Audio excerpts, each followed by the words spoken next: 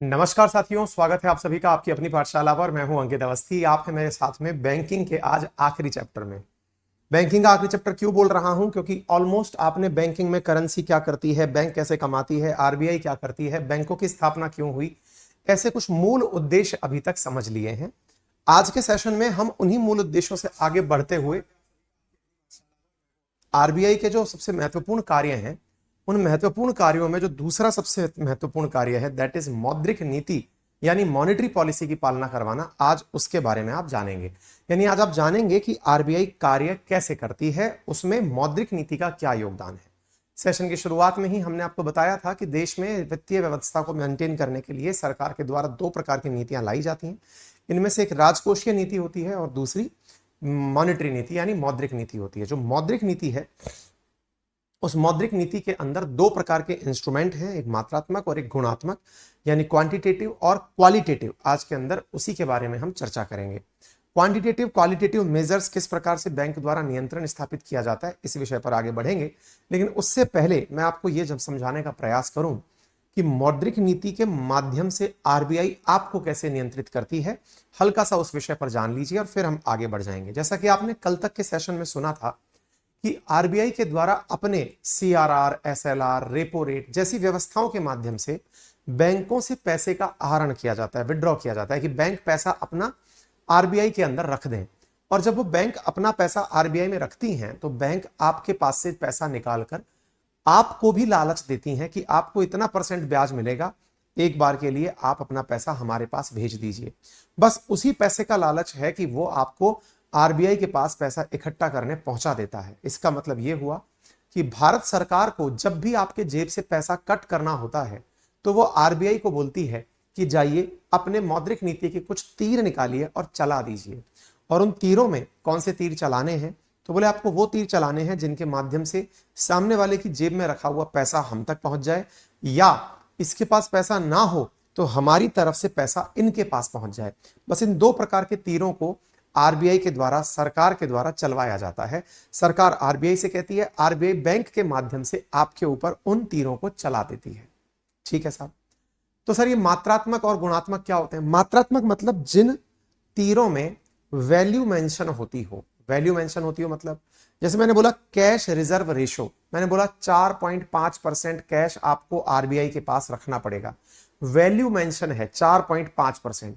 मैंने बोला S L R, statutory liquidity ratio, कि बैंक को अपने पास ही रखना पड़ेगा अपने कुल एनडीटीएल का लगभग 17.5% या 20%, जो भी है। मतलब वैल्यू इन्वॉल्व है। रेपो रेट 4.5% आपको अपने पास रखना पड़ेगा, यानी इतने परसेंट ब्याज पर आपको नंबर इन्वॉल्व हो रहा है। जहां पर नंबर इन्वॉल्व हो रहा है, these measures are known as quantitative, मात्रात्मक, और क्वालिटेटिव। क्वालिटेटिव का मतलब है कि अगर आपने ऐसा नहीं किया तो हम आपका 2 दिन के लिए लाइसेंस सस्पेंड कर देंगे। अब इसमें कोई भी परसेंटेज, ब्याज, नंबर इन्वॉल्व नहीं है। आपको दो प्रकार के दंड मिल सकते हैं। जैसे आपको दंड मिला कि आपको 1 लाख रुपया जमा कराना है। जब मौद्रिक आधार पर आप पर नियंत्रण स्थापित किया जाए तो वह मात्रात्मक उपाय किया कहलाता है। लेकिन अगर आपको मौद्रिक के अतिरिक्त कोई व्यवहार दिया जाए, जैसे मान लीजिए एज ए टीचर मैं आप लोगों से यह कहूं कि बच्चों, आज मैं आप लोगों से 1,000 रुपए का पनिशमेंट लगाऊंगा अगर आप लोग पढ़कर नहीं आए, तो मुझे 1,000 रुपए, या फिर मैंने ये कहा कि बच्चों इस कोर्स को पढ़ना है तो 1,000 रुपए आपको देने पड़ेंगे। ये वाली जो व्यवस्था है, ये व्यवस्था तो हुई क्वांटिटी के आधार पर, इसलिए क्वांटिटेटिव मेजर्स कहलाई। वहीं दूसरी ओर अगर मैं बात करूं व्हाट इज क्वालिटेटिव, मैं आपसे यह कह दूं कि बेटा आपको 2 दिन क्लास नहीं देखने दूंगा अगर आपने ये पढ़ाई नहीं करी तो। आपको 5 दिन के लिए धूप में खड़ा रखूंगा अगर आपने ये काम नहीं किया तो। That is known as qualitative. यानी मात्रात्मक और गुणात्मक में जो असली भेद है, उम्मीद है आपको वह शब्द समझ में आ गया होगा। और अगर वह शब्द समझ में आ गया है तो अब हम आगे आपको लेकर चलते हैं। मेरे तमाम साथी जो मेरे साथ उपलब्ध हैं, नितिन, महेंद्र, शुभम, प्रवीण, सभी साथियों को वेरी गुड मॉर्निंग। शास्त्रव, सभी साथियों को वेरी गुड मॉर्निंग। ठीक है, चलिए तो आगे बढ़ते हैं।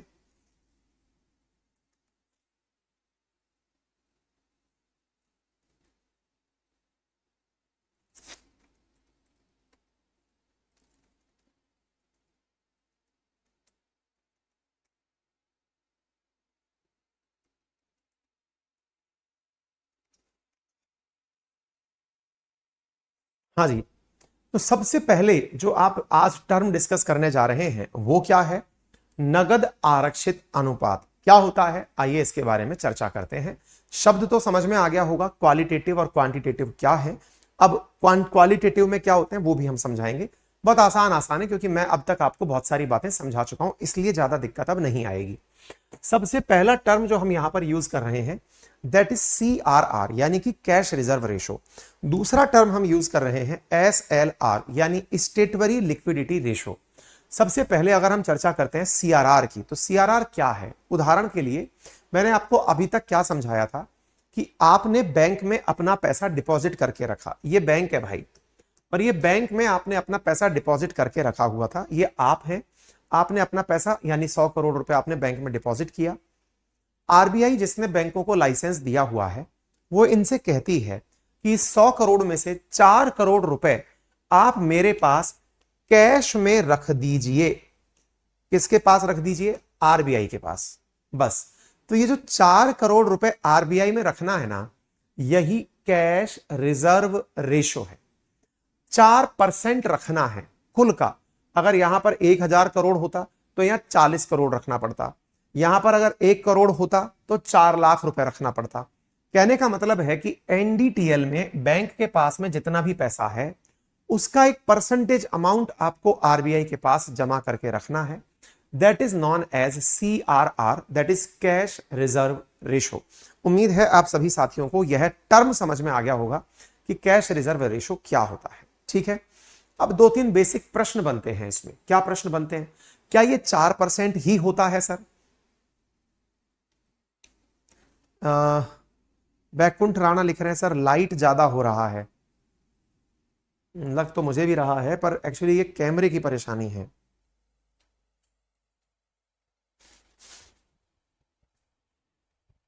और पहले भी हमने किया था तो उसमें क्या होता है कि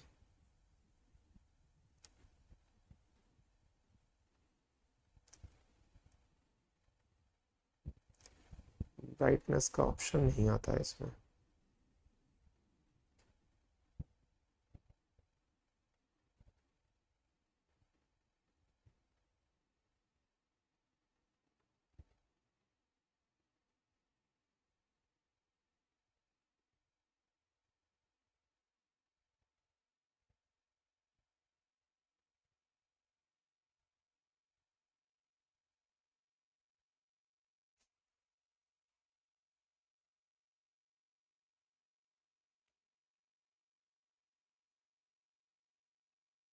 अब ये जो लहरें आ रही है ना, ये केवल इसीलिए आ रही हैं क्योंकि वो लाइट कम करते ही दिक्कत खड़ी कर देता है और हमको डार्क दिखाता है सो अलग।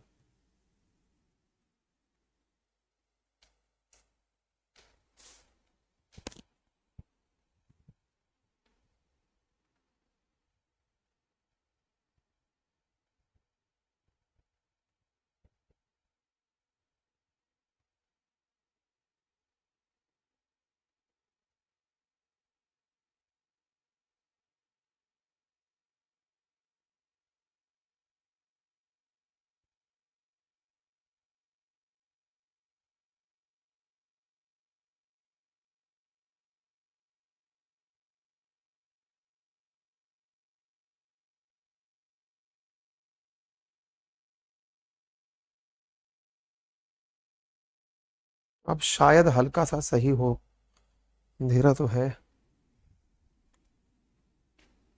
अब सही है, बस थोड़ा फ्लेयर्स चल रही हैं, है ना। बाकी मेरे हिसाब से सही है। अब आपको ठीक लग रहा होगा मेरे हिसाब से, बस इस पे थोड़ी सी फ्लेयर्स चलती हुई दिखाई दे रही होंगी, है ना, क्योंकि थोड़ी ब्राइटनेस कम हुई है इसलिए आपको थोड़ी दिक्कत आ रही है। चलो कोई नहीं, आप इसके साथ काम चला लीजिए, शायद अब आपको ठीक लगे। हल्का सा वो जो लहर आ रही है, हालांकि ब्राइटनेस कम होने से,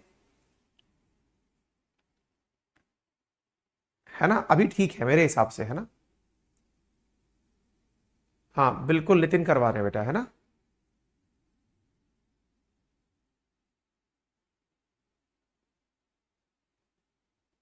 रचना, thank you so much. Shubham, अगर बैंक ने 4% आरबीआई को दे चुका है और बाद में अगर बैंक के पास पैसा कम आ जाए तो क्या आरबीआई रिटर्न करेगा? नहीं, ये रिटर्न नहीं करता है। ठीक है ना, ये रिटर्न नहीं करता है। सर आपके ऊपर की लाइट ऑफ कर दीजिए। बेटा वो कैमरे की दिक्कत थी, वो मेरी लाइट से नहीं हो रहा था। कोई नहीं, चलिए अभी उम्मीद है आपको ठीक दिख रहा होगा, कोई दिक्कत नहीं है।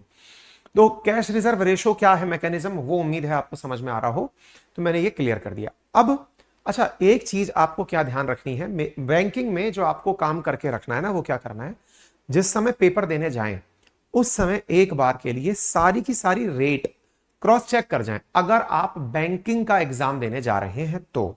अदरवाइज आप कोई और एग्जाम दे रहे हैं, चाहे स्टेट पीसीएस दे रहे हैं, एसएससी दे रहे हैं, यूपीएससी दे रहे हैं, उनमें आपको ये रेट याद करके जाने की जरूरत नहीं है कितना परसेंटेज चल रहा है। बैंक के एग्जाम में इस बात को लेकर के पूछ लिया जाता है कि फिलहाल सीआरआर कितना परसेंट चल रहा है। ठीक है, उम्मीद है ये बात क्लियर हो गई होगी। ठीक है, अच्छा अब सवाल आता है एसएलआर क्या है। अब मैंने कहा देखो एसएलआर क्या है, दोनों में अंतर भी समझ में आ जाएगा। एक व्यक्ति है, उसने अपना 1,000 रुपया बैंक में जमा कराया। ठीक है, 1,000 रुपया बैंक में जमा कराया, तो बैंक की आरबीआई कहती है कि इस 1,000 में से आप 200 रुपया, अगर 20% स्टेट वाली लिक्विडिटी रेशो है, वैधानिक तरलता अनुपात अगर 20% है, इसका मतलब आप अपने 200 रुपए को किसी को देंगे नहीं मतलब आरबीआई को नहीं देंगे। यहां आरबीआई नहीं है, ये आपको आरबीआई को नहीं देना है, लेकिन अपने पास रखना है। अपने पास रखना है मतलब बैंक को अपने पास एज ए डिपॉजिट इसे संभाल कर रखना है। किसे संभाल कर रखना है, एसएलआर को संभाल कर रखना है। उम्मीद है आपको यह टर्म समझ में आ रहा हो। क्या आपको यह बात समझ में आ रही है? दोनों में अंतर समझ लीजिएगा। इसके केस में 4 करोड़ रुपया आपको आरबीआई को देना है, इसके केस में 200 रुपया बैंक को अपने पास रखना है।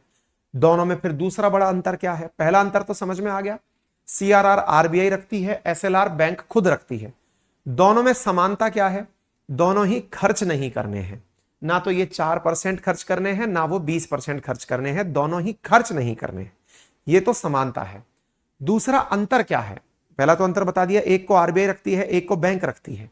दूसरा अंतर यह है कि सीआरआर जो है इसे कैश के रूप में ही आरबीआई को दिया जाता है, लेकिन जो एसएलआर है इसे कैश के रूप में नहीं, आपको जो लगे उस रूप में सुरक्षित रखने की आजादी है।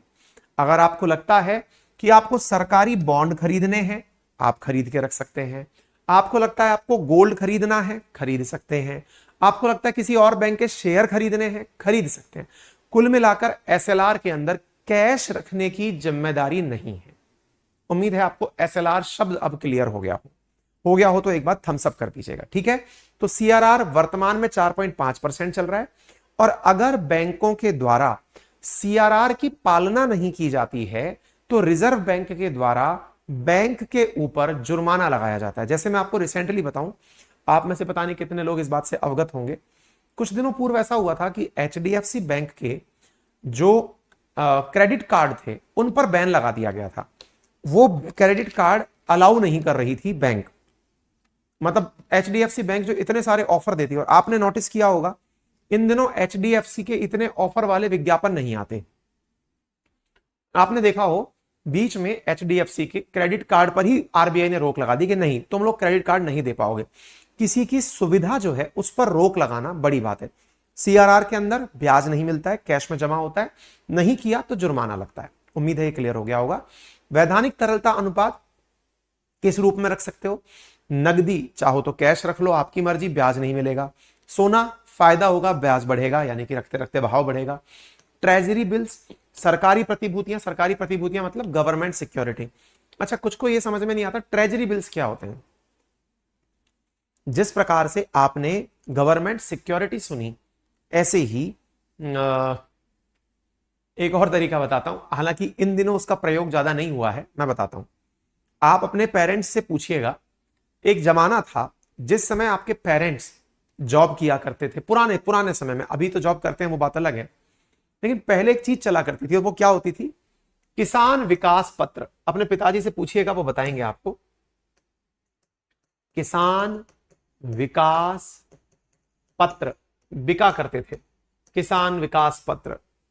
आपके पिताजी वगैरह से पूछेगा, उन्होंने डेफिनेटली इन्हें परचेज भी किया होगा। ये क्या हुआ करते थे, इनमें होता क्या था कि सरकार के द्वारा यह निर्धारित किया जाता था कि अगर जनता से और पैसा लेना है, पहले क्या था, पहले के जमाने में जैसे आज आप में से अधिकांश लोगों के पास, देश की अधिकांश आबादी के पास में अपना बैंक में अकाउंट है, जनधन आधार अकाउंट जो खुला था ना, जैम के थ्रू जो खुला था, वो अधिकांश लोगों के पास है। पहले सबके पास में बैंक अकाउंट नहीं हुआ करता।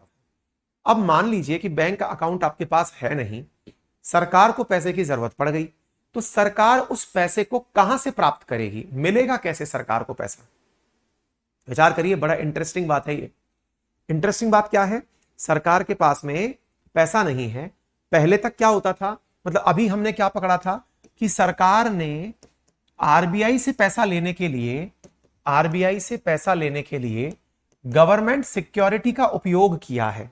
आपको याद होगा थोड़े दिन पहले मैंने बताया, गवर्नमेंट सिक्योरिटी का उपयोग किया ताकि आरबीआई ने पैसा दे दिया। पहले ऐसा होता था कि लोगों के पास में बैंक अकाउंट ही नहीं होते थे, तो आरबीआई जिस बैंक से पैसा मांग रही है, लोग बैंक में अकाउंट ही नहीं रखते, तो बैंक आरबीआई को पैसा कैसे दे देगी? और जब आरबीआई को पैसा नहीं मिला तो सरकार के पास तो कुछ मिलेगा ही नहीं। तो ऐसी स्थिति में आरबीआई का सरकार के लिए कोई महत्व नहीं था। इसलिए कहते थे कि भारत की जो इकोनॉमी है ये बैंक ड्रिवन इकोनॉमी नहीं है। और यही कारण है कि जब अमेरिका के अंदर आर्थिक मंदी आई तो हमारे यहां पर आर्थिक मंदी नहीं आई। क्यों नहीं आई? क्योंकि हम वहां पर बैंक फेल हुई थी, वहां पर बैंक फेल हुई, जनता के पैसे अटक गए। हमारे यहां तो जनता बैंक में पैसा रखती ही नहीं थी, तो रखती नहीं थी तो आर्थिक मंदी का तो सवाल ही नहीं आता। तो इसी वजह से कहते हैं कि जो अल्प विकसित या विकासशील अर्थव्यवस्थाएं होती हैं, जो बैंक पर ज्यादा आधारित नहीं होती हैं, उनको दुनिया में जब जब मंदी आती है उन पर उनका असर कम पड़ता है। क्यों कम पड़ता है? क्योंकि बैंक के माध्यम से जो तरीके सरकार अपनाती है वो उन्हें अपना नहीं पाती। इसीलिए आपको याद होगा जब जब दुनिया में मंदी की बात आई है, हमने केवल एक ही बात बोली है कि भारत कैश ड्रिवन इकोनॉमी है, भारत में नगद के ऊपर इकोनॉमी चलती है। ये अच्छी बात नहीं है।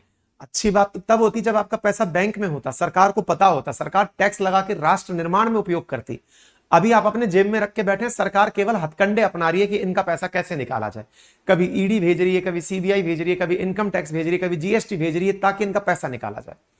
तो उस समय क्या हुआ करता था, जिस समय पर सरकार गवर्नमेंट सिक्योरिटी के हथकंडे नहीं अपनाती थी, तब सरकार ओपन मार्केट के अंदर कुछ तरीके अपनाती थी। क्या अपनाती थी?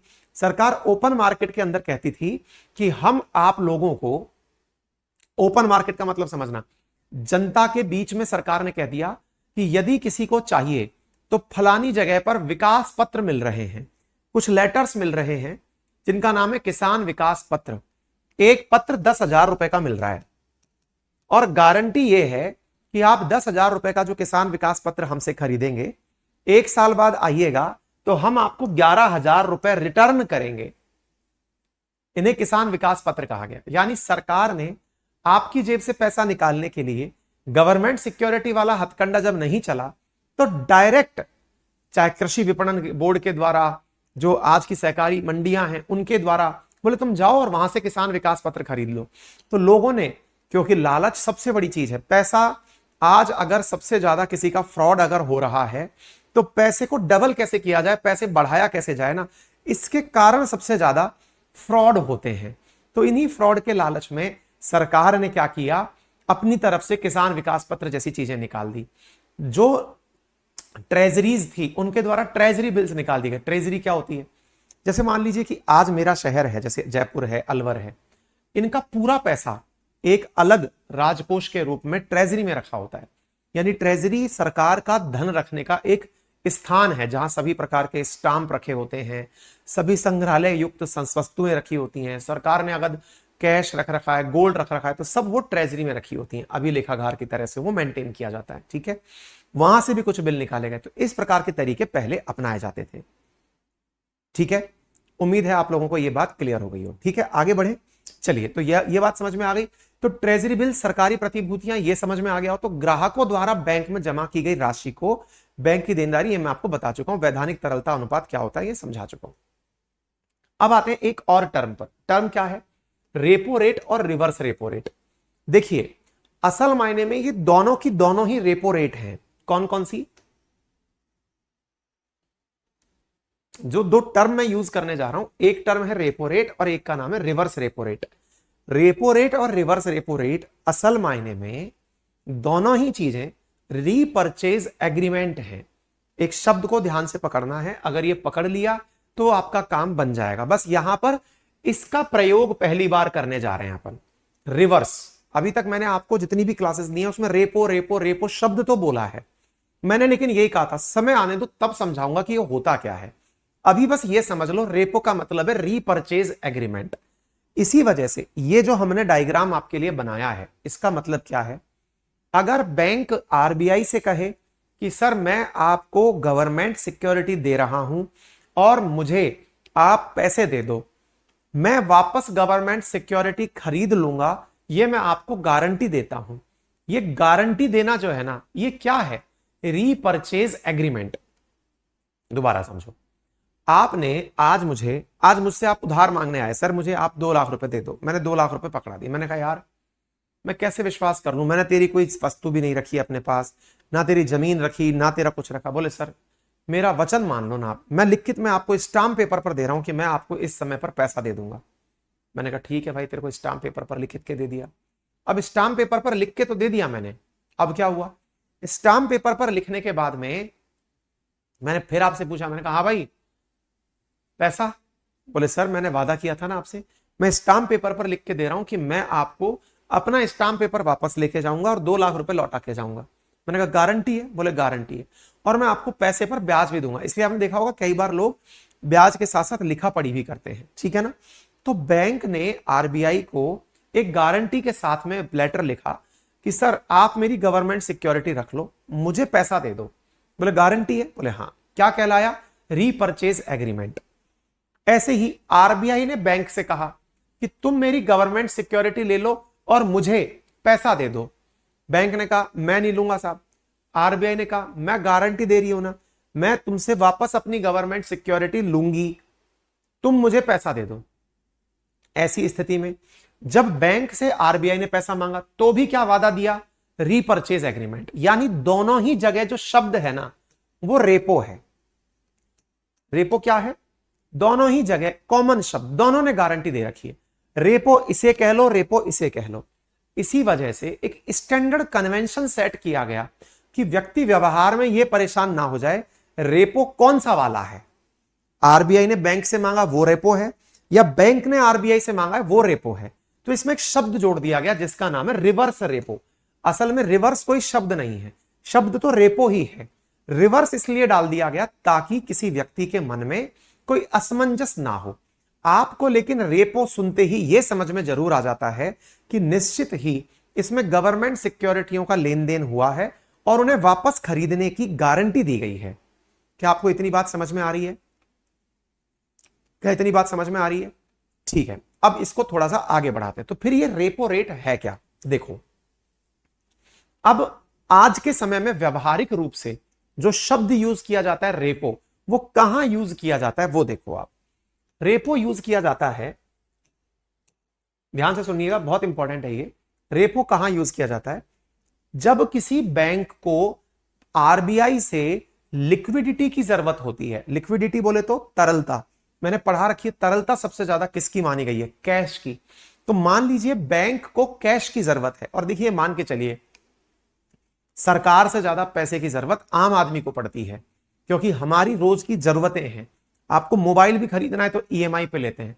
कई यूनिकॉर्न कंपनियों के कोर्सेज भी आपने लोन पर लिए होंगे, है ना? लाख लाख रुपए के कोर्स आप लोगों ने खर्च करके लिए होंगे।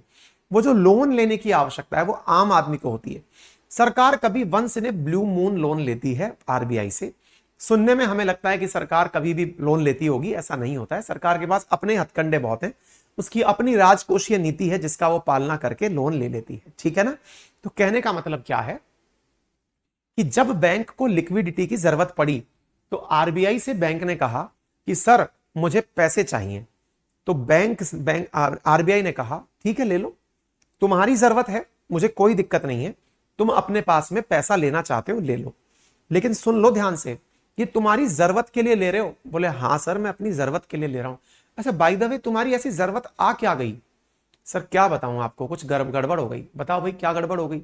बोले सर आपने अपने द्वारा हमें कह के रखा था कि तुमको सीआरआर मेंटेन करना है, तुमको एसएलआर मेंटेन करना है। सर लगभग 25% तो आप हमारा पैसा ब्लॉक करवा दिए। अब 25% आपने जब हमारा ब्लॉक करवा दिया सर, तो हम अपनी दुकान चलाएं कैसे? लोग लोन लेने आते हैं, लोग अपना डिमांड डिपॉजिट लेने आते हैं, टाइम डिपॉजिट लेने आते हैं, हम चलाएं कैसे? तो ऐसी स्थिति में आप हमारी थोड़ी मदद करिए। आरबीआई ने कहा बताओ क्या मदद चाहते हो? बोले सर हमें थोड़ा पैसा दे दो ताकि हम आपकी इन चीजों की पालना भी कर लें और आपसे लोन भी ले लें। आरबीआई ने कहा तुम हमसे लोन ले रहे हो, ध्यान रखना और याद रखना, इसकी वजह से लोन नहीं दे रहा हूं मैं, अलग से लोन दे रहा हूं। और ये बताओ तुम्हारे पास में गवर्नमेंट सिक्योरिटी एक्स्ट्रा है क्या? बोले सर पहले खरीद ली थी, जब लोग लोन लेने नहीं आ रहे थे उस समय हमारे पास में बैंक में पैसा रखा था, उस बैंक में रखे हुए पैसे से हमने आपका गवर्नमेंट सिक्योरिटी खरीद के रखा हुआ था। आरबीआई ने कहा ठीक है, फिर ठीक है, यानी तुमने अपने खाली समय में अपने पैसे को तुरंत गवर्नमेंट सिक्योरिटी में बदल दिया। बोले यस सर। बोले वेरी गुड, अब एक काम करो कि जो तुम्हारे पास गवर्नमेंट सिक्योरिटी रखी हुई है ना, उसको मेरे पास गिरवी रखो और फिर लोन ले लो। आरबीआई ने कहा देख लो, ध्यान से समझ लो, पैसा तुम ले रहे हो, मैं नहीं ले रहा हूं, समय तुम्हारा खराब है, मेरा खराब नहीं है। बैंक ने कहा प्रभु आप तो सरकार हैं, माई बाप हैं, पैसे की कमी पड़ी तो आप तो छाप भी लेंगे, हम थोड़ी छाप पाएंगे, आप तो हमें पैसा दे दो। बैंक ने पैसा मांगा हाथ जोड़ करके। इसी वजह से सामान्यतया यह देखा गया है कि आरबीआई जब बैंक को पैसा देती है तो बढ़िया पैसा वसूलती है, यानी ब्याज वसूलती है। तो यहां पर आरबीआई इस लिक्विडिटी पर, जो रेपो रेट पर जिसको पैसा देती है ना, इस पर बढ़िया ब्याज वसूलती है। कंफ्यूज नहीं होना है, रिवर्स रेपो रेट भी यही है। रिवर्स रेपो रेट में क्या है, होता तब भी लिक्विडिटी का ही मामला है। लिक्विडिटी का मामला कैसे कि आरबीआई को पैसा जरूरत पड़ गया, लेकिन आरबीआई अगेन वही वाली बात है, सरकार आपसे हाथ फैलाकर पैसा नहीं मांग सकती कि लाओ भाई हमें पैसा दे दो। तो लिक्विडिटी की जरूरत आरबीआई को है, लेकिन वो दिखाती इस तरह से है हमें कोई जरूरत नहीं है, हमें कोई जरूरत नहीं है, तुम्हारे पास पैसा रखा है, तुम आम आदमी को उसे दे नहीं सकते, तुम्हारे पास बैंक में जो पैसा रखा है तुम्हें उस पर ब्याज चाहिए, मेरी जरूरत नहीं है, इसलिए तुम्हें एफडी करानी है। एक सिंपल सा तरीका समझ लो, यहां से सारी बातें क्लियर हो जाएंगी। मान लीजिए कि ये एक बैंक है, ध्यान से समझिए, मैं अगेन बोल रहा हूं दोनों ही चीजें रेपो हैं, दोनों ही रीपर्चेज एग्रीमेंट हैं, दोनों के अंदर ही गवर्नमेंट सिक्योरिटियों का आदान प्रदान है। व्यवहारिक रूप में रेपो शब्द किसके लिए उपयोग में लिया गया और रिवर्स रेपो किसके लिए उपयोग में लिया गया, बस मैं वो बता रहा हूं, ठीक है। अच्छा अब सवाल आया फिर से, बोले सर एक बात बताइए, कोई बैंक है वो किस प्रकार से पैसा देती है? मैंने कहा सिंपल सी बात समझो, बैंक के पास में दो व्यक्ति आए, एक था राम और एक था श्याम। अब मुझे यह बताओ, राम ने पैसा जमा कराया और श्याम ने लोन लिया, इसने डिपॉजिट कराया, इसने डिपॉजिट कराया 1 लाख और लोन इसने लिया 1 लाख। मेरा सिंपल सा सवाल है आप सबसे, बताइए बैंक ज्यादा ब्याज, नंबर जो ब्याज का है वो कहां दिखाने वाला है?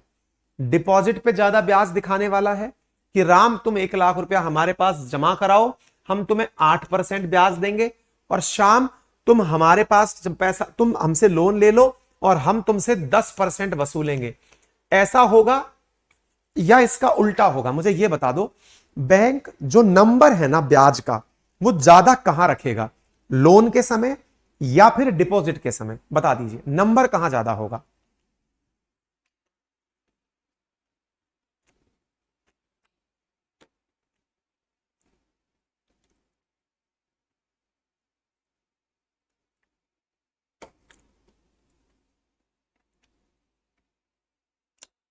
ब्याज की वैल्यू कहां ज्यादा होगी, जो नंबर है ना इंटरेस्ट का वो कहां ज्यादा होगा? श्याम के पास, या फिर ये कहिए लोन के पास।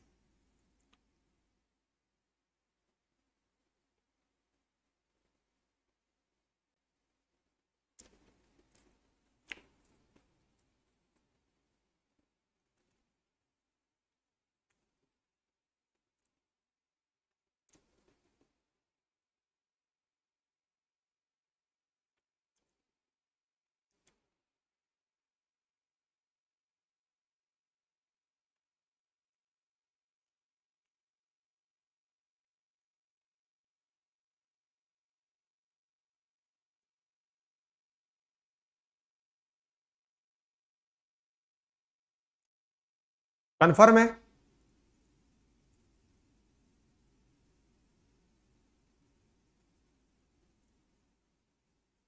क्लियर है? लोन के टाइम पर ब्याज ज्यादा होगा। क्लियर? तो लोन के टाइम पर जब ब्याज ज्यादा होगा, अब वही वाली बात मैं आपसे फिर कर रहा हूं, सिंपल सी बात समझिए। लोन के समय जब ब्याज ज्यादा होगा, इधर देखना भाई, बैंक है, इसमें आपने राम और श्याम लटका दिए, राम और श्याम। जिसने लोन लिया भाई, जिसने डिपॉजिट किया उसे 8%, जिसने ब्याज लिया, लोन लिया, उसको 10%। ठीक है? अब दूसरा सुनो, यहां पर अपन ने पकड़ ली आरबीआई। आरबीआई के पास भी दो बैंक हैं। आरबीआई के पास में एक बैंक पैसा जमा कराने आई है और एक बैंक पैसा लेने आई है।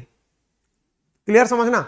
एक बैंक पैसा जमा कराने आई है, बैंक पैसा जमा कराने आई है। जमा मतलब पैसा किसको देने आई है? आरबीआई को, यानी डिपॉजिट कराने आई है। और दूसरा एक बैंक पैसा लेने आई है। बताओ कहां पर पैसा ज्यादा, कहां पर नंबर ज्यादा होगा? लोन में नंबर ज्यादा होगा या जमा में नंबर ज्यादा होगा? अगेन आरबीआई के केस में भी वही चीज बात करिए। इसीलिए मैंने आपसे कहा था आरबीआई क्या है? वो बैंकों का बैंक है। आरबीआई क्या है? वो बैंकों का बैंक है। जैसे हमारा कोई बैंक है, ऐसे बैंकों का बैंक कौन है? आरबीआई। तो जो डिपॉजिट कराने आया है वो तो कम ब्याज पाएगा। वो क्या करेगा? कम ब्याज पाएगा। और जो व्यक्ति, जो बैंक लोन लेने आया है, वो ज्यादा ब्याज पे पाएगा। ठीक है? अब मुझे बताओ, तो ज्यादा ब्याज पर लोन लेने वाला, इसी रेट को नाम क्या दिया था हमने? Repo rate. क्या नाम दिया? Repo rate. और जिस बैंक ने पैसा जमा कराया था, उसके बदले उसने रीपर्चेज का एग्रीमेंट जमा कराते समय गवर्नमेंट सिक्योरिटी ली थी, वो क्या कहलाया? RRR, reverse repo rate.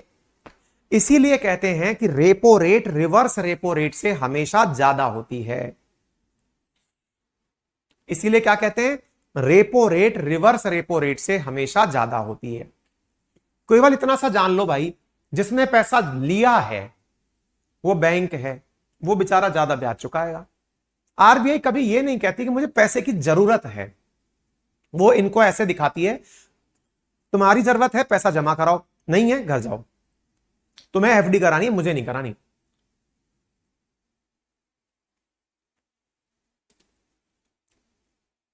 Clear हो गया? समझ में आ गया? ठीक है। तो आरबीआई ने, तो रिवर्स रेपो रेट क्या है?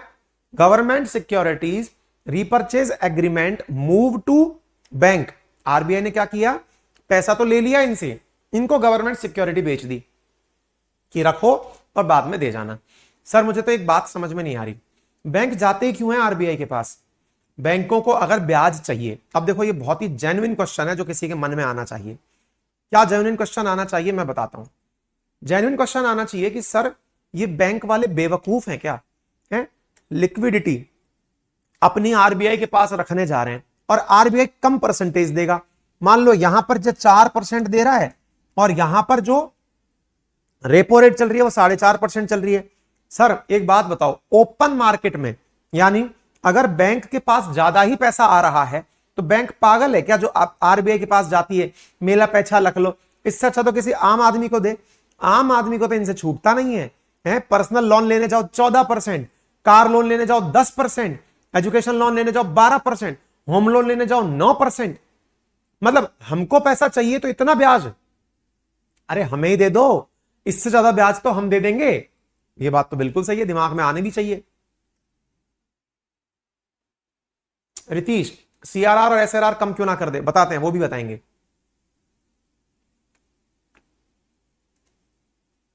बताइए, ये दिमाग, ये क्वेश्चन जेन्युइन है कि नहीं है कि सर आरबीआई को अपना पैसा देने से अच्छा ये नहीं है क्या कि बैंक 4% में आरबीआई को दे रही है, मैं लेने को तैयार हूं सर 6% में, 7% में, 8% में, हमको तो 14% में मिल रहा है, आरबीआई को 4% में मिल रहा है। और महेंद्र कह रहे हैं आपस में एक दूसरी बैंक से क्यों नहीं ले रहे? ये भी सही है। ललित ने जवाब दे दिया,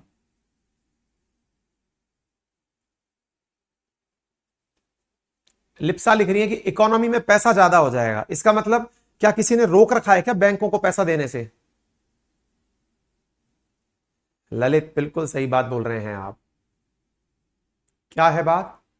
कि बैंक रिस्क नहीं लेना चाहती हैं। उन्हें पता है आपको लोन दे दिया, आप पता चले बैंक का लोन चुकाए ही नहीं, आपका पैसा डूबने का चांस बहुत ज्यादा है, बैड लोन्स होने की बहुत ज्यादा संभावना है, एनपीए होने की बड़ी संभावना है, अल्टीमेटली उतना ही परसेंटेज आकर बैंक को प्राप्त होता है क्योंकि मूल डूब जाता है। भाई साहब 4% देकर के भी ना आरबीआई बैंक पर एहसान करती है। मान लीजिए 10 लोगों को बैंक ने लोन दिया, 8% पर दिया, टेक्निकली तो बैंक की खूब कमाई होने वाली थी, लेकिन हुआ क्या? उल्टा हो गया। क्या हुआ? अरे बैंक की खूब कमाई होने वाली थी, वो कमाई वेस्ट हो गई साहब। 4 लोग तो लोन चुकाने से ही मना कर दिए, फिर क्या कर लोगे? यस। तो आरबीआई के पास क्या होती है? श्योरिटी होती है। लेकिन बड़े बड़े घराने, चाहे फिर माल्या हो, चाहे अडानी हो, और कोई सा भी, इनके पास डूबने की संभावना ज्यादा होती है। सिक्योरिटी इन्हें कम दाम पर भी काम, इसीलिए आपने कभी देखा होगा, आप अपने घर वालों से कभी कहिए कि पापा मैं म्यूचुअल फंड में पैसे लगाना चाहता हूं या शेयर मार्केट में लगाना चाहता हूं, घर वाले जो पुराने जमाने के लोग हैं वो तुरंत मना कर देंगे, ना भाई ना, तू तो तेरे एफडी करा ले, कम मिलेगा लेकिन कम से कम मिलेगा तो सही।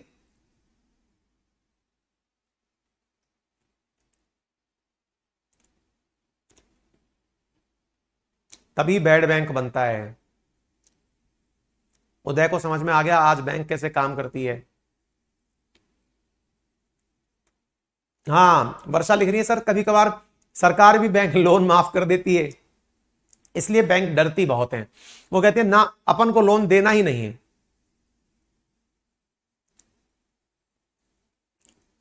पूजा को भी अच्छे से समझ में आ गया है, ठीक है, क्लियर हो गया। बढ़े आगे। तो रिवर्स रेपो रेट और रेपो रेट क्लियर हो गई, कोई दिक्कत नहीं है। तो देखो रिवर्स रेपो रेट वर्तमान में चल रही, रेपो रेट चल रही है वर्तमान में 6.5%। नेट पर चेक कर लेना जो भी चल रहा हो, है ना। तो ये वो दर है जिसमें 28 दिनों के लिए लोन दिया जाता है। रेपो रेट में आरबीआई द्वारा बैंक को अल्प अवधि के लिए लोन दिया जाता है, ऋण है ये, लोन दिया जाता है ना। और लोन के केस में 28 दिनों के लिए दिया जाता है, और इसको पॉलिसी रेट अथवा बेंचमार्क रेट भी कहा जाता है। बेंचमार्क रेट क्यों कहते हैं? क्योंकि जब खुद बैंक को इतने महंगे दरों पर पैसा मिल रहा है तो वो आम जनता को 6.5% से कम पर तो लोन दे ही नहीं सकती। अगर बैंक को खुद 6.5% पर आरबीआई से पैसा मिला है, इसका मतलब यह हुआ कि वो कम से कम 7.5% पर तो आम आदमी को पैसा दे के रहेगी। इसीलिए रेपो रेट, और पता है पहले रेपो रेट 4% तक पहुंच गया था, 4%, है ना, 4.5%, मैंने खूब देखा है, 3.5% तक भी देखा है मैंने, लेकिन फिलहाल 6.5% है। क्यों? क्योंकि सरकार ने लिक्विडिटी घटा रखी है ताकि महंगाई कंट्रोल में रहे। ठीक है, उम्मीद है आपको यह बात समझ में आ गई होगी। रिवर्स इसका जस्ट अपोजिट है।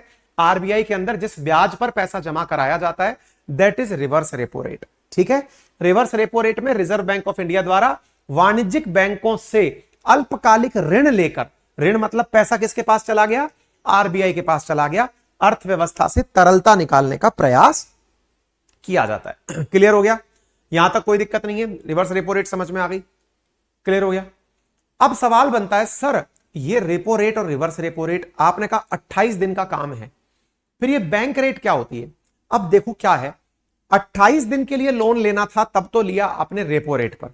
कई बार बैंक ऐसी हालत में होती है कि उन्हें और ज्यादा पैसे की जरूरत होती है, तो ऐसी स्थिति में आरबीआई बैंक को जो दीर्घकालीन ऋण उपलब्ध कराती है वो पैनल रेट पर दिया जाता है, बैंक रेट पर दिया जाता है। यह हमेशा रेपो रेट से ऊपर होता है। समझ में आ रहा है?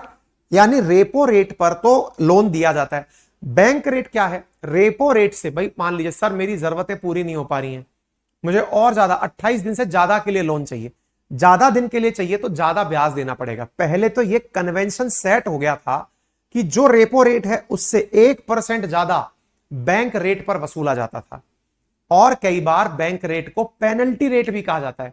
जब आरबीआई द्वारा पेनल्टी लगाई जाती है ना, तो बैंक रेट की दर पर पैसा वसूला जाता है कि इतना परसेंट ब्याज मिनिमम लिया जाएगा तुमसे। ठीक है, तो यहां पर वर्तमान रेट जो है वो आरबीआई की रेपो रेट से 0.25 ज्यादा है, वो कोई ज्यादा बड़ी वैल्यू नहीं है। एक कन्वेंशन सेट हो गया था पहले कि बैंक रेट रेपो रेट से 1% तक ज्यादा होती है। ठीक है, बैंक रेट समझ में आ गई, कोई दिक्कत नहीं है, इसमें ज्यादा समय के लिए लोन दिया जाता है। ठीक है, अच्छा, एक है मार्जिनल स्टैंडिंग फैसिलिटी। इसका मतलब क्या है? इसका मतलब क्या है कि सर मुझे 28 दिन के लिए भी नहीं चाहिए, मुझे 28 दिन से ज्यादा के लिए भी नहीं चाहिए, मुझे लग रहा है आज पैसे की जरूरत है, सुबह जरूरत है, शाम को दे दूंगा। बोले भाई ऐसा क्या कर रहे हो? बोले मैं वो हूं शरद, क्या था, शरद मेहता, कौन सा था, शरद मेहता ही था ना, स्कैम जिसने किया था। बोले मैं तो शरद मेहता हूं। बोले मैं क्या करूंगा? बस मैं तो पैसे को यों से यों करूंगा, ऊपर नीचे करूंगा, मुझे सुबह चाहिए, शाम को बनाकर वापस दे दूंगा। तो जो इंट्रा डे ट्रेड होती है ना, इंट्रा डे यानी कि व्यापार के अंदर, शेयर मार्केट के अंदर सुबह से शाम के लिए, बस मुझे सुबह पैसा दे दो, शाम को चुका दूंगा, इसके लिए जो पैसा लिया जाता है वो सुविधा मार्जिनल स्टैंडिंग फैसिलिटी कही जाती है। ठीक है, लेकिन कितना पैसा ले सकते हो? ऐसे तो सर बैंक वाले खूब खेल सकते हैं, वो तो खूब सारा पैसा सरकार से ले लेंगे कि मुझे तो पूरा पैसा दे दो, शाम तक बड़ा पैसा बना के दे दूंगा। ऐसा नहीं होता है, इसके लिए सरकार केवल उनके कुल जमा पैसे का 1% ही उनको देता है। ठीक है, तो अति अल्प समय के लिए, और ये किस इंटरेस्ट पे दिया जाता है? क्योंकि सरकार को पता है कि बेटा तुमसे पैसा मैनेज नहीं हो पा रहा है, तुम पैसा बनाना चाह रहे हो, तो ज्यादा रेट पर दो, तो पैनल रेट पर लिया जाता है। पैनल रेट कौन सी हो गई? बैंक रेट, ज्यादा ब्याज पर आपको एमएसएफ यानी marginal standing facility, marginal permanent facility दी जाती है। क्लियर है? यहां तक समझ में आ गया? अब एक बच्चे ने एक सवाल किया था मुझसे कि सर एक बात बताइए, ये बैंक आपस में ही क्यों नहीं कर लेती, मतलब एक दूसरे को ही क्यों नहीं बेच लेती ऐसी स्थिति में, या फिर सर ऐसा क्यों नहीं कर लेते कि आरबीआई केवल बैंक को ही गवर्नमेंट सिक्योरिटी क्यों बेचती है? क्या मैं और आप नहीं खरीद सकते? क्या खरीद सकते हैं। जब आरबीआई द्वारा गवर्नमेंट सिक्योरिटी को ओपन मार्केट में भेजा जाता है, जैसे एलआईसी से कहा कि तुम ले लो, या फिर जो पेंशन फंड वाले हैं उनसे कहा कि तुम ले लो, यानी कि जब बाजार में तरलता अधिक होती है तो गवर्नमेंट सिक्योरिटी केवल बैंक को ही नहीं, बड़े बड़े इंस्टीट्यूशंस, जैसे एलआईसी के पास करोड़ों रुपया है, जैसे आईआरडीए के पास जो हमारा है उसके पास खूब पैसा है, बहुत सारी इफ्को फिफ्को जैसी कोऑपरेटिव एजेंसीज हैं, इनके पास खूब पैसा है, इनके पैसे को भी सोखने के लिए ओपन मार्केट ऑपरेशंस चलाए जाते हैं। इनका उद्देश्य क्या होता है? तरलता को सोखना, यानी तुम गवर्नमेंट सिक्योरिटी लो और कैश सरकार के पास भेज दो, जब तुम्हारे पास कैश कम होगा तुम कम खर्च करोगे और उससे महंगाई कंट्रोल में आ जाएगी। इसे ओपन मार्केट ऑपरेशन, ओएमओ कहा जाता है, यानी खुले मार्केट के अंदर गवर्नमेंट सिक्योरिटी का बिकना। पहले गवर्नमेंट सिक्योरिटी कहां बिक रही थी? बैंक से बैंक में जा रही थी, अब कोई भी ले सकता है। ठीक है, उम्मीद है आपको यह बात समझ में आ गई होगी, रेपो समझ में आ गया होगा, यह समझ में आ गया होगा। अच्छा, एक चीज और होती है, और वो क्या होती है कि सर मेरे को रेपो रेट, देखो इंट्राडे ट्रेड के लिए एमएसएफ हो गया, 28 दिन के लिए रेपो हो गया, उससे ऊपर के लिए भाई मुझे मतलब इंट्राडे से ऊपर क्या बोलते, उस 28 दिन से ऊपर के लिए बैंक रेट हो गया। सर मुझे तो और ज्यादा दिन के लिए चाहिए, तो इसकी शुरुआत अभी 2020 में की गई है, जिसमें कि 3 साल के लिए भी आप रेपो रेट से ब्याज पर पैसा ले सकते हो गवर्नमेंट सिक्योरिटियों को बैंक में गिरवी रखकर। ठीक है, तो ये रेपो रेट की हाल ही में नई सुविधा विकसित की गई है, जिसका कोई बड़ा उद्देश्य नहीं है, ये लॉन्ग टर्म रेपो रेट है, हालांकि बैंक इससे बचती हैं। बताइए साहब, यहां तक कि आपको बातें समझ में आई कि नहीं आई? अच्छा, हर्षद मेहता था वो, हाँ।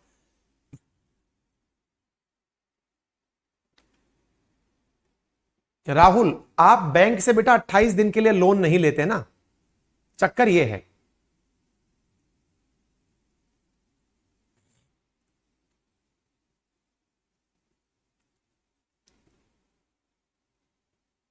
क्लियर?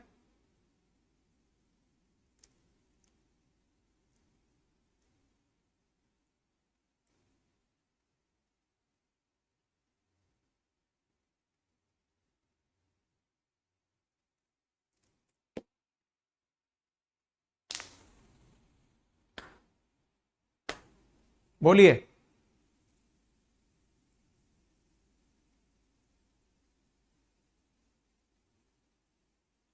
रितीश पूछ रहे हैं कि सीआरआर एसएलआर कम क्यों नहीं करते। हाँ हाँ हाँ हाँ, एक का सवाल था, मैं वो बीच में छूट गया था, वो लेना भूल गया। सीआरआर एसएलआर की जरूरत, सीआरआर ही कम कर दे, एसएलआर की क्या जरूरत है। हाँ बेटा, सीआरआर को कम कर दे, एसएलआर की जरूरत इसलिए है क्योंकि कभी भी किसी भी बैंक का बुरा वक्त आ सकता है। आप खुद चाहेंगे, अगर आप एज ए कस्टमर हैं, आपने अपना पैसा बढ़िया से बचा के रखा हुआ है, आप क्या चाहेंगे, आप चाहेंगे कि कैसे भी करके मैं आने वाले टाइम में मेरा पैसा बैंक में सुरक्षित रहे। आप खुद चाहेंगे कि बैंक आपके पैसे को यूं ही ना लुटा दे, इसलिए आप चाहेंगे कि मेरा पैसा वहां पर सुरक्षित रहे। और पैसा सुरक्षित रखने के लिए क्या तरीका होगा, वो मैंने आपको बता दिया। Clear clear. तो आप खुद से समझेंगे कि बैंक को चलता रहने के लिए, कहीं बैंक फेल ना मार जाए, इसके लिए अत्यावश्यक है कि बैंक एसएलआर और सीएलआर को बचा करके रखे। अब आगे बढ़ते हैं दूसरे पॉइंट की तरफ। दूसरा पॉइंट क्या है, उपभोक्ता साख विनिमय। ये क्या है, मतलब किस कंज्यूमर क्रेडिट रेगुलेशंस क्या होते हैं, क्वालिटेटिव मेजर्स क्या है। मैंने क्वांटिटेटिव बता दिए, अब क्वालिटेटिव की बातें, बहुत आसान सी बातें हैं। अल्टीमेटली बैंक, मतलब अल्टीमेटली आरबीआई चाहती क्या है, इन सारी प्रक्रियाओं के माध्यम से आपके जेब से पैसा कम करना चाहती है, यही उद्देश्य है बैंक का, और कोई उद्देश्य नहीं है उसका, केवल इतना सा उद्देश्य है, आपके जेब से पैसा कम किया जाए और आपके जेब में कम पैसा है तो बढ़ा दिया जाए। इनको उल्टा सीधा करके वो आपके पास पैसा बढ़ा सकती है। रेपो रेट घटा देगी तो ब्याज कम दरों पे मिलने लगेगा, कम दरों पे मिलने लगेगा, आपके पास खूब पैसा आ जाएगा। ये तरीका भी है। अब बड़ा सवाल ये बनता है कि सर एक बात बताइए, अगर ये इतना आसान काम है तो फिर मुझे उल्टा बताइए, फिर भी आरबीआई बैंक को कंट्रोल कैसे करती है। मैंने कहा बताता हूं, आप तक और काम आसान करने के लिए बहुत सारे तरीके अपनाए जाते हैं। कई बार आप लोगों ने देखा होगा कि आप कार खरीदने जाते हैं, घर खरीदने जाते हैं, बाइक खरीदने जाते हैं, मोटरसाइकिल खरीदने जाते हैं, तब आप देखते हैं मिनिमम डाउन पेमेंट पर उपलब्ध, मिनिमम डाउन पेमेंट पर उपलब्ध। ऐसा क्यों, ये डाउन पेमेंट रखो ही मत ना।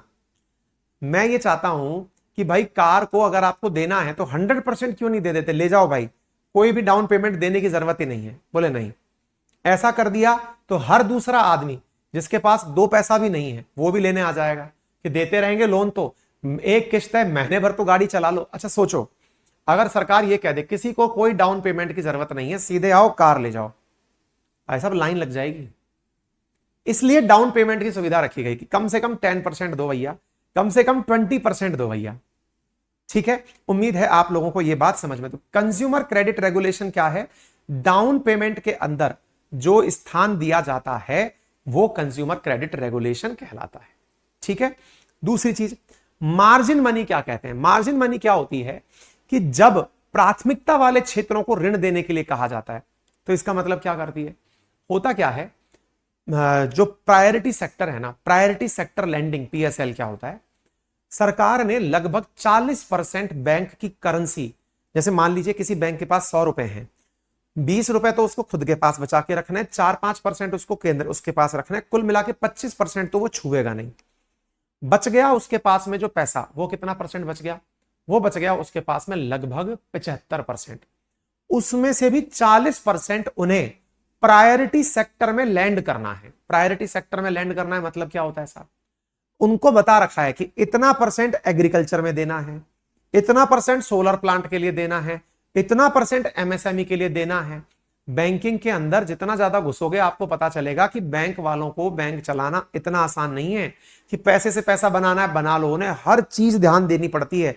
हाँ भाई, कितने किसान क्रेडिट कार्ड दिए, कितने लोगों को सोलर पैनल पर लोन दिया। इसलिए आपने देखा होगा कई बार उद्योग धंधों के लिए लोन देना कि सर स्मॉल इंडस्ट्री लोन है दे दो, माइक्रो लोन है दे दो। ये जो लोन बांटे जाते हैं ये मार्जिन मनी के तहत बांटे जाते हैं, यानी प्राथमिकता वाले क्षेत्रों को लोन देना।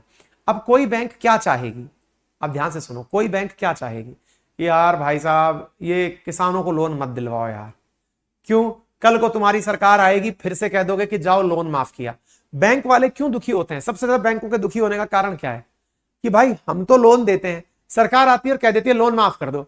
अब वो पैसा कब तो आएगा, कब हमें मिलेगा, सरकार हमें कब कंपनसेट करेगी, बैंक इसीलिए बर्बाद हो जाती है।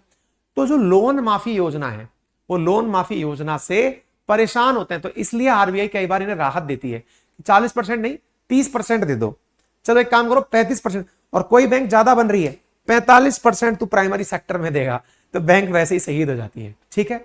तीसरी चीज, क्रेडिट राशनिंग। इसका मतलब क्या होता है? कई बार सरकार के द्वारा यह सुनिश्चित किया जाता है कि भैया उपभोक्ताओं को अधिक ऋण और निवेशकों को कम ऋण उपलब्ध कराना है। मतलब क्या होता है?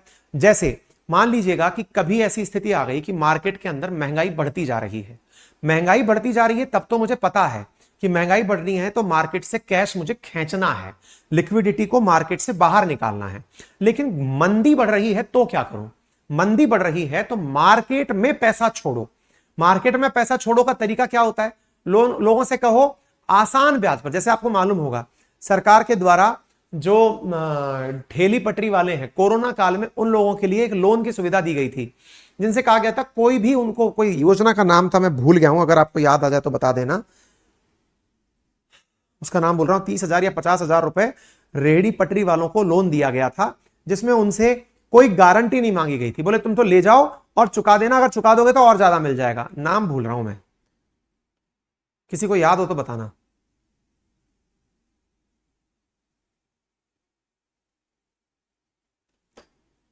कुछ योजना थी, मैं भूल गया। मतलब सरकार को जब लगता है कि आपके पास पैसे की कमी है, तो कोरोना काल में सरकार ने आपके लिए बिना कोलेटरल्स के बहुत कम ब्याज दरों पर, जैसे किसानों को जो लोन दिया जाता है वो बहुत कम ब्याज दर पर दिया जाता है। किसान क्रेडिट कार्ड के माध्यम से जो लोन दिया जाता है बहुत कम ब्याज पर दिया जाता है। ठीक है। मुद्रा लोन नहीं था यार, मैं भूल गया, स्ट्रीट वेंडर्स के लिए था।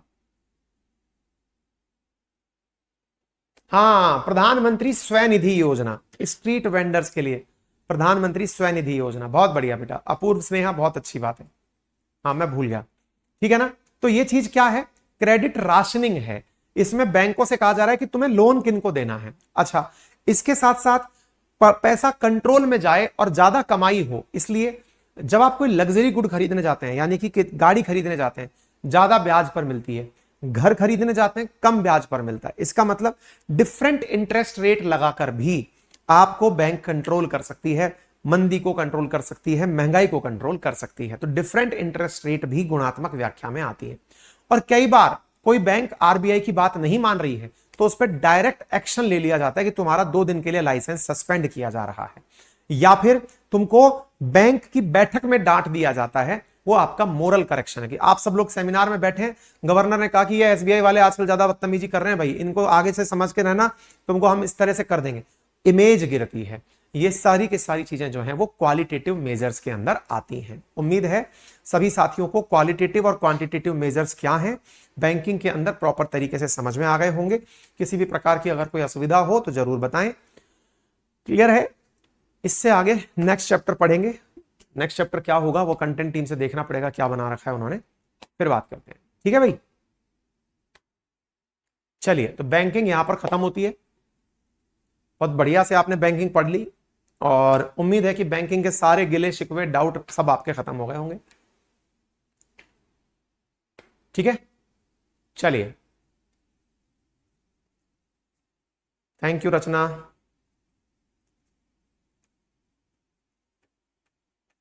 चलिए भाई, थैंक यू सो मच, अपना ख्याल रखिए।